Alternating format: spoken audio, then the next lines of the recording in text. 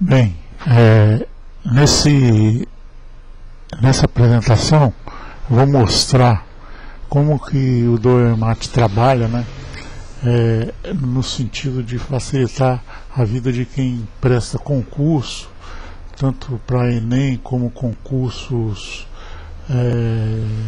particulares, tipo Banco do Brasil, Caixa Econômica, concursos em geral, né. Então aqui, no início, nós temos a sigla do EMAT, né, que é o que a gente usa. A gente sempre usa essa palavra descomplicando a matemática. Na verdade, a gente trabalha com matemática, mas o estudo da matemática facilita o entendimento de outras matérias, porque na matemática você faz com que você crie, né, um raciocínio lógico, e esse raciocínio lógico vai facilitar o entendimento de outros pontos, né, de outras matérias que você precisa desenvolver. Então, a sigla do EMAT, basicamente, ela tem esse sentido, né? Esse D é desvendando, o é de enigma, e irreal da matemática, porque a gente tenta sempre passar a ideia de que toda matéria de aprendizagem, como física, matemática, eletrônica, eletricidade e informática, elas dependem, né, de um esforço particular da pessoa e, além disso, de alguns entendimentos de pontos básicos que vão fazer com que o seu desenvolvimento seja facilitado, né?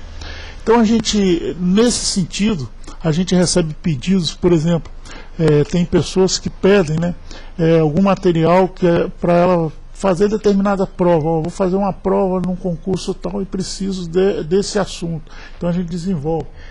Trabalhos escolares, muitas vezes as pessoas estão fazendo um trabalho escolar, mas não tem o conhecimento ou não entende o ponto-chave que foi pedido. A gente passa essa informação também.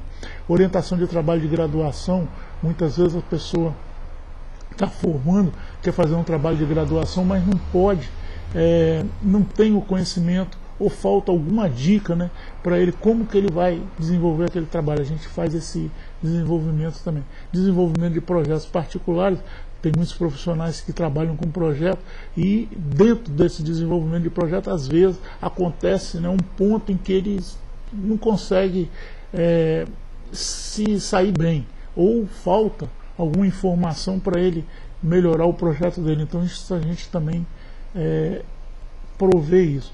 As apostilas do EMAT por tema com teoria de exercício significa o seguinte: muitas vezes algumas pessoas entram em contato com a gente e falam: olha, eu estou precisando de uma apostila do assunto, vamos supor, equação do segundo grau, mas eu quero uma apostila mais voltada para esse assunto. A gente tem esse material também, não só de equação do segundo grau, mas na área de física, qualquer tipo de material. A gente dá algumas orientações para professores, quando procurado por eles, logicamente, porque tem alguns professores que se acham que não precisam aprender mais nada, né? E na verdade a gente sempre está tentando inovar e percebe que todo dia é dia de você recomeçar, né? A mesma orientação que a gente dá para os professores, a gente dá para os alunos também, porque tem aluno que acha que não tem mais nada para aprender, ou ele quer aprender, mas não quer se esforçar, né? E profissionais de aplicação prática da matemática. Tem muita coisa de matemática, porque matemática é uma ciência, então tem muita coisa de matemática em que você tem que ter a aplicação prática daquilo, porque quando você estuda, a maioria dos estudos matemáticos acontece assim, em cima de coisas teóricas que não tem aplicação prática. Isso dificulta a aprendizagem. Quando você vai aprender alguma coisa, primeiro você tem que ver a aplicação prática daquilo, para depois então você partir para algum problema unicamente teórico, né? Por isso que muitas pessoas às vezes têm dificuldade na resolução de problema, porque ele quer resolver um problema teórico, sendo que ele não entende nada da prática daquilo ali, o que significa aquilo ali que o problema está pedindo. Então, primeiros passos, né, quando eu estou resolvendo alguns problemas, eu tenho que entender isso. Cada problema que é pedido em Enem ou qualquer concurso, ele sempre tem uma base teórica que fundamenta aquele problema. Então eu tenho que conhecer isso. Pelo estudo que a gente tem feito, normalmente a gente observa o seguinte: Em matemática, existe basicamente uns 20 a 30 problemas básicos. Daí, a partir desses 20 a 30, né, são tirados infinitos problemas. Por quê? O cara, em cima de um mesmo problema, ele vai criando outro. Então, se você não tem essas bases, fica difícil você entender o que o cara quem fez a questão tá querendo. Por quê? Você não consegue identificar um ponto-chave, né? Então a ideia sempre é isso, passar pontos-chave para que você tenha esse conteúdo. Bem, então a gente trabalha com palestras, né, apresentando as facilidades da matemática e as dificuldades também, né? Aulas particulares por modo Centro Estadual de Educação de Jovens e Adultos de Vitória, porque eu trabalho mais na cidade de Vitória, Espírito Santo, mas atendo alunos de todo o Brasil, inclusive alunos do exterior, brasileiros que estão no exterior também eu atendo. Aulas particulares para concurso Petrobras, IFES, né? IFES é uma entidade antiga Escola Técnica Federal, né, que agora é um centro aqui do Espírito Santo, mas existe essas escolas em todo o país. E Enem, né, que é dado para, normalmente tem vestibular a cada ano e a tendência é ter 2 por ano. Bom, os contatos que podem ser feitos é www.doemate.wordpress.com, o outro e-mail é gesufra@hotmail.com ou doemate@hotmail.com. Bem, para ilustrar o que eu estou falando, eu vou passar aqui uma condição, pontos notáveis do gráfico de uma parábola. Bem, isso aqui é um ponto que pega muito, né, dentro da matemática, porque a maioria das pessoas resolve problemas com equação do segundo grau, mas não sabe o que estão resolvendo. Porque quando você faz o segundo grau, eles ensinam muito você a aplicar o delta, né, que é uma fórmula de você achar as raízes da equação. Mas nem sempre um problema está pedindo as raízes. Ele pode estar pedindo o vértice, que é o ponto máximo, ele pode estar pedindo um ponto em qualquer ponto do gráfico. Então, o que eu tenho que saber? Toda vez que eu vou montar um problema de segundo grau, eu tenho que saber o seguinte, quais são os pontos que todo problema do segundo grau tem. Então, por isso que a gente chama de pontos no gráfico de uma parábola, porque todo problema do segundo grau sempre vai resumir num gráfico de uma parábola. Bem, aqui nós temos esses pontos básicos, são as raízes, né? O vértice, que é dado pelo x do vértice, que aqui está menos b sobre 2a, e o y do vértice, que é dado por menos delta sobre 4a. E o f de 0, que é o ponto C. Então, eu determinando esses pontos, meu problema está liquidado. Então, a ideia é a seguinte, sempre que eu for resolver um problema de segundo grau, a primeira coisa, eu monto o gráfico. A partir daí, depois, eu vou ver o que ele está me pedindo. Que aí, quando eu for ler o que ele está pedindo, provavelmente já vai estar situado aqui.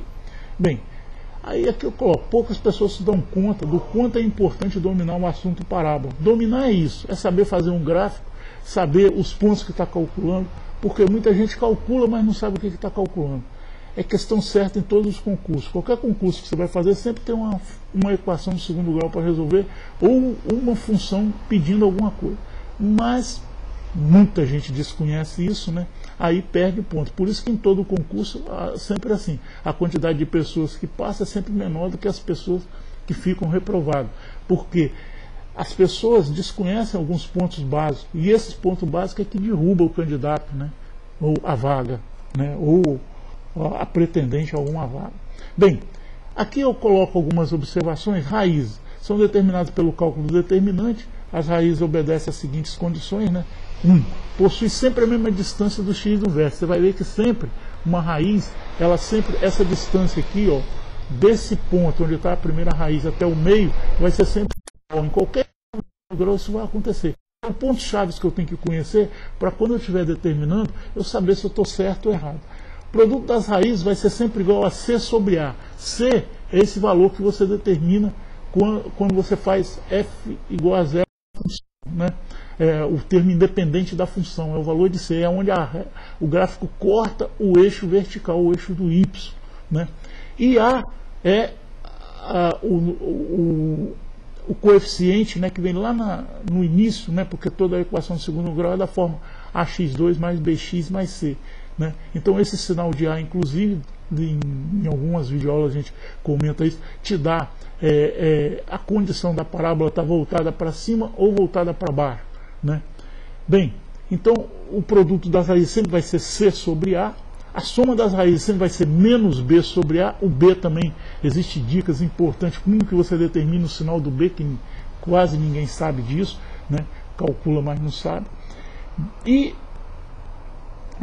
aí x é dado por menos b mais ou menos raiz de delta sobre 2a. Essa fórmula aqui é aquela fórmula chamada fórmula de Bhaskara, né? Que todo mundo usa, mas a maioria não sabe por que está usando.